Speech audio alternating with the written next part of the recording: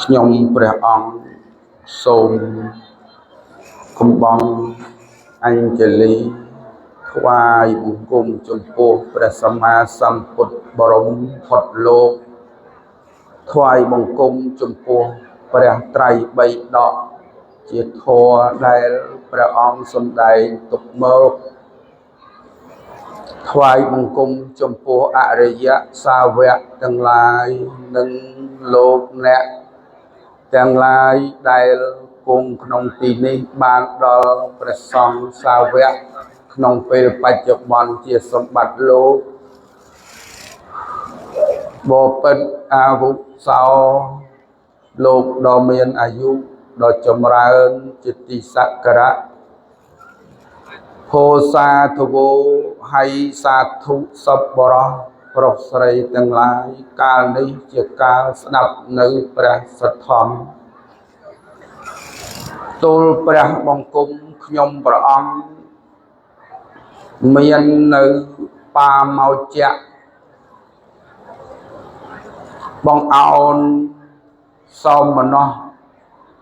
ជ្រះថ្លាចំពោះបុណ្យលោកអ្នកជាសពបរោះស្រីប្រុសទាំងអស់ដែលបានលះបង់ដ៏ខ្ពង់ខ្ពស់បំផុតសម្រាប់ថ្ងៃទី9ថ្ងៃទី10ខែតុលាឆ្នាំ2025នេះគឺជាកឋិនកាលនៅវរៈកាលទី2និងទី3សម្រាប់ថ្ងៃនេះនិងថ្ងៃស្អែកបើតាមអ្នកស្ដាប់ព័ត៌មានលោកទាំងឡាយបានបំពេញបុណ្យថ្ងៃនេះប្រកបដោយការព្រួយវិបាករបស់បុណ្យនេះនឹងផ្សាយទៅកាន់សត្វទាំងអស់ក្នុងលោកសំបីបេតវិស័យឬអបាយភូមិក៏សឹងតែនឹងទទួលបាននៅអានិសង្សនេះមិនខានចុះសម្រាប់មនុស្សជាតិទោះជាជាតិខ្មែរទាំងអស់នេះក្តីជាតិសៀមក្តីឬក៏ជាតិសាសន៍ណាក្តីដែលជាអ្នកមានអត្តភាពមនុស្សជាតិលម្ដេចនឹងមិនបានទទួលផលអានិសង្សខ្លះមិនមានទេប្រកបណាស់បុណ្យរបស់លោកអ្នកសពបរោះទាំងឡាយក៏គង់តែមានវិបាកដ៏ថ្មីប្រសើរបានន័យថានឹងបានផលនិយាយឬសម្ដែងជាភាសាមនុស្សភាសាពួកយើងទាំងអស់គ្នាថាផលហ្នឹងបល័យថាវិបាកការទទួលបានជាតិមនុស្សជាតិនេះមិនថាសាសនាជាតិណាទេក៏គង់នឹងបានផលជាពុំខានឡើយ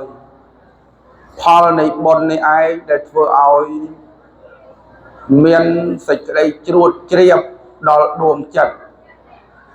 ធ្វើឲ្យចិត្តនឹងមានធម៌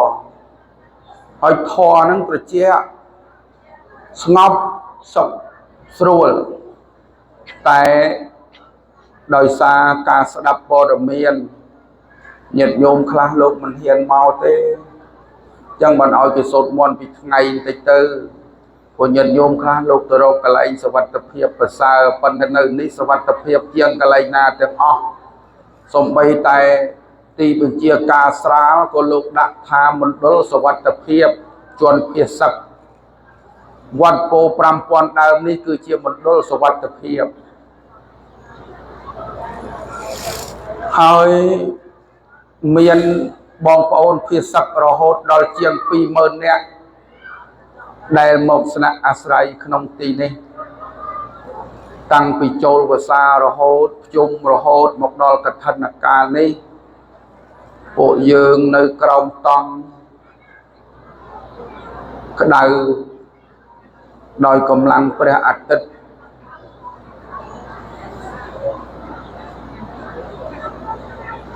ត្រជាក់ខ្យល់ភ្លៀងផ្គររន្ទះដោយសារតែប្រទេសយើងដែលកំពុងប្រកបដោយនៅសុខសន្តិភាពត្រូវបានការបំពេញព្រោះតែខ្វះធម៌នេះឯងយើងសូមផ្សាយបុណ្យទាំងអស់នេះសូមបុណ្យនេះស្ថិតក្នុងដួងចិត្តរបស់មនុស្សជាតិទោះជាតិណាក្តីសាសនាក្តីសូមឲ្យបានទទួលនៅបុណ្យទាំងអស់នេះទេវតាទាំងឡាយមានឫទ្ធិច្រើនមានអានុភាពច្រើនពពកបុរសមានគុណដ៏ធំសូមជួយអភិរម្យគុំធាតុចម្រើននៅអធិបាទនៅចិត្តដោយការបដិញ្ញាអធិដ្ឋានរបស់អាត្មាអញក្នុងថ្ងៃនេះសូមឲ្យស្ថិតប្រកបក្នុងដួងចិត្តគ្រប់មនុស្សជាតិសូមឲ្យមានការយោគយល់គ្នាឲ្យកំណត់យកត្រឹមតែផែនដីណា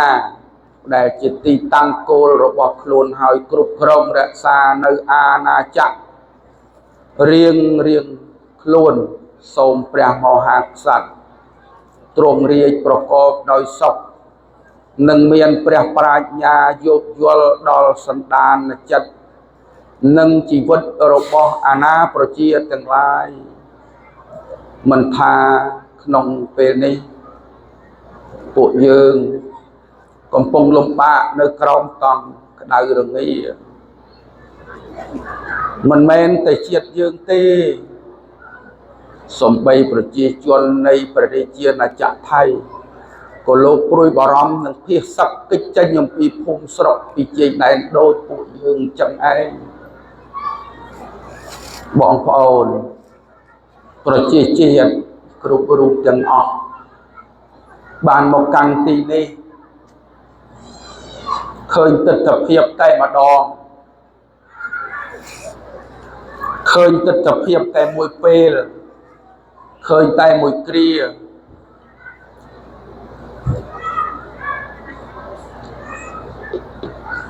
លោកទាំងឡាយគិតថាកំសត់ណាស់លំបាកណាស់សំបីពេលនេះពួកយើងនៅក្នុងវត្តសម្រាប់ទទួលភ្ញៀវដែលធ្លាប់តែល្អល្អើតធ្លាប់តែមានកฎមានទីសេនាសនៈទទួលភ្ញៀវសមរម្យតែពេលនេះក៏បោះតង់ទទួលភ្ញៀវដូចបងប្អូនភាសកដែរសូមអធិស្ឋានផងចុះទោះកន្លែងយើងចង្អៀតឬលំបាកយើងចាត់ទុកថាពួកយើងទៅដើរកំសាន្តទេសចរបែបពុទ្ធសាសនាហើយបោះតង់តាមព្រៃមួយពេលចុះនិយាយអំពីសុខសុវត្ថិភាពនៅទីនេះយើងមានសេចក្តីសុខណាស់សន្តិសុខល្អអនាម័យល្អការរស់នៅរបស់យើងគ្រាន់តែកំសត់ត្រង់តែភៀសចេញពីកន្លែងកើតហេតុតែប៉ុណ្ណោះអរគុណចំពោះទឹកចិត្តនេះបួងសួងជាថ្មីឡើងវិញថាសូមឲ្យព្រះករុណាជាអម្ចាស់ជីវិតម្ចាស់ផែនដីទាំងពីរប្រទេសគឺប្រទេសកម្ពុជានិងប្រទេសជាណាចក្រថៃសូមឲ្យព្រះអង្គព្រះមេត្តាកំណត់យកដោយភាពចរចាគ្នាល្អហើយទទួលយកនៅផែនដីណាដែលបានចាត់ចែងឲ្យតាមច្បាប់ដើម្បីសេចក្តីសុខ ដើម្បីសេចក្តីចម្រើននិងជាប្រយោជន៍ដ៏ធំទូលំទូលាយដល់ជីវិតក្មេងដែលមិនដឹងអីមកនៅទីនេះរាប់ម៉ឺននាក់មនុស្សចាស់ជរានិងជនពិការរាប់ពាន់នាក់សូមឲ្យបញ្ចប់នៅសង្គ្រាមចូលមកដណ្ដើមទឹកដីទាំងអស់នេះសូមឲ្យបញ្ចប់សូមវេទិកាបុណ្យនេះបានคลายទៅជារិទ្ធចូលទៅសន្ធិដ្ឋដួងចិត្តថ្នាក់ដឹកនាំគ្រប់លំដាប់ថ្នាក់ទាំងបរទេសប្រទេសជុំវិញសហប្រជាជាតិប្រទេសមហាអំណាចដែលគ្រប់គ្រងសូមអ្នកមានឫទ្ធិអំណាចទាំងអស់នោះជួយជ្រោមជ្រែងដើម្បីតម្រង់លើកកម្ពស់ទឹកចិត្តនិងលើកកម្ពស់សិលធម៌វប្បធម៌ប្រទេសជិតខាងសូមឲ្យមានសន្តិភាពផ្នែកទឹកដីហើយបោះបង្គោលព្រំដែនឲ្យបានល្អប្រសើរជានិរន្តរ៍តទៅពួកយើងត្រូវការសន្តិភាពពួកយើងត្រូវការជួបជុំបងប្អូនហើយនឹងបានទីកន្លែងអាស្រ័យស្នាក់នៅក្នុងផ្ទះសម្បែងវិញដោយសេចក្តីសុខដុមរមនាទាំងជាតិនិងសាសនាសូមអនុមោទនា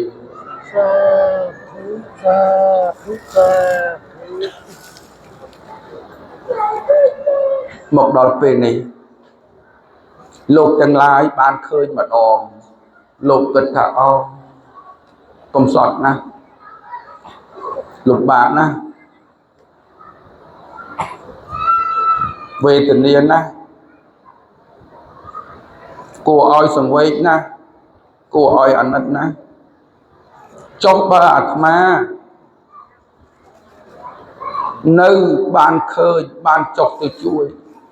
បានចុះទៅមើលផ្ទាល់ភ្នែកផ្ទាល់ដៃ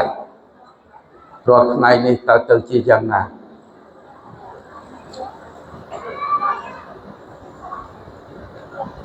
តើបេះដូងអាត្មាខ្លោចផ្សាប៉ុណ្ណា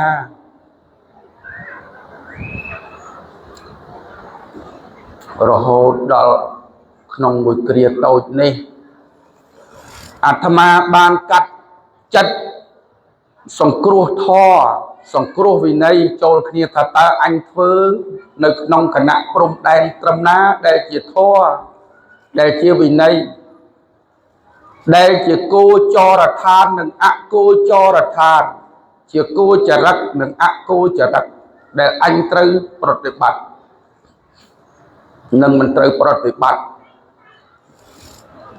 ព្រោះវាអស់ពីខ្លួនទៅហើយសំបីតែឆ្នាំងចានចក្រាន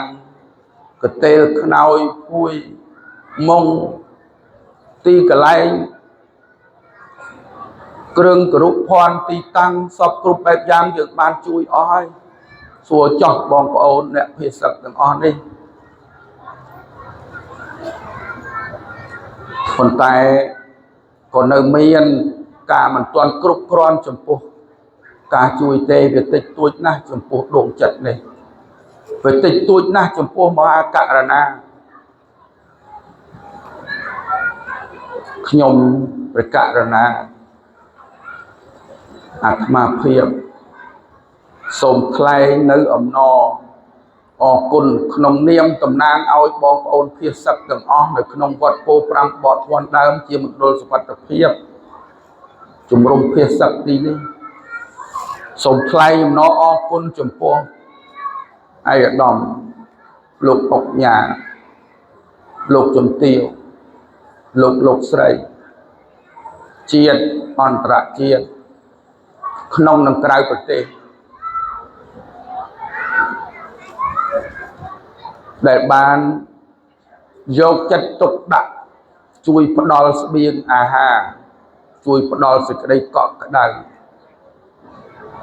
ជួយអើតឆ្ងោកសួរសុខទុក្ខរួមសុខរួមទុក្ខ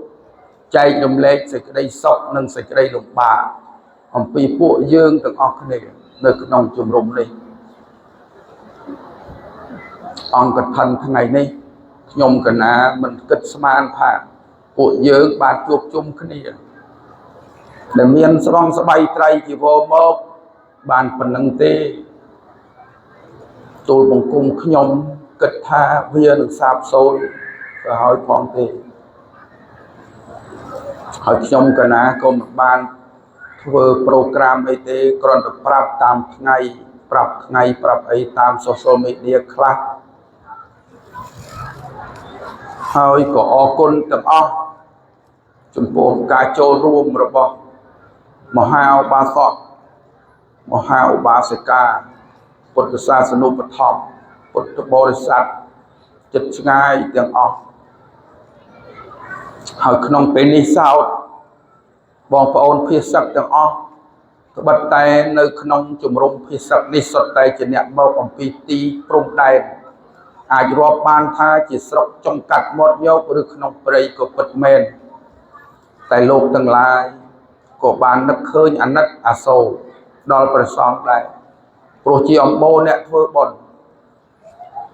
លោកក៏បានចាត់ចែងលើកទឹកចិត្តដល់ខ្ញុំកណានិងព្រះសង្ឃគ្រប់អង្គឲ្យមានអង្គកឋិនឡើងទោះតិចតួចបេះពីមាត់ពីកក៏លោកខំប្រឹងណាស់ដើម្បីបង្កើតទោះបីមិនល្អស៊ីតែឲ្យល្អមើលសមរម្យជាមួយទៅនឹងការចាំភាសារបស់ព្រះសង្ឃអស់ត្រីមាស3ខែនេះខ្ញុំករណាអាត្មាភាពសូមសម្បូរសរោងដល់គុណបារមីព្រះពុទ្ធព្រះធម៌ព្រះសង្ឃជួយថែទាំរក្សាបីបាច់ប្រកាសណាម្ចាស់ព្រមទាំងបងប្អូនភាសឹកនិងប្រជានរាជប្រជាពុទ្ធបរិស័ទទូទាំងប្រទេសជាណាចក្រកម្ពុជានិងម្ចាស់អង្គកឋិនទានគ្រប់រូបរួមទាំងប្រជាជាតិគ្រប់ទាំងជាតិអន្តរជាតិសូមឲ្យបានសេចក្តីសុខសេចក្តីចម្រើនផ្លូវកាយផ្លូវចិត្តកំខានឡើយសូមអនុមោទនា